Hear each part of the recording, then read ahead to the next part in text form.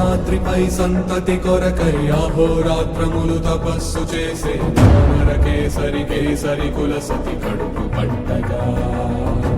జనించినాడుక అసమాన బలోద్ధతుడు సంయుతుడు అంజనాసుతుడు పవననందనుడు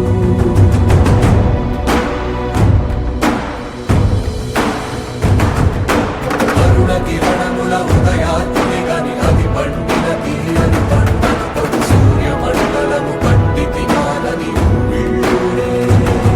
తన దేహం నాటున రవి మరుగై జగము చీకటై కాగా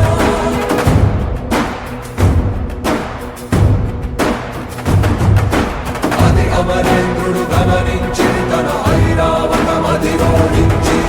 ఆంజనేయుని సమీపించి తన వజ్రాయుధము విసరగా అది పవననందనుని హనుముని తాకా చిందిన రక్త బిందువే విద్యుద్వేగంతో ధరణి స్థలి వంద కడలిలో చచ్చి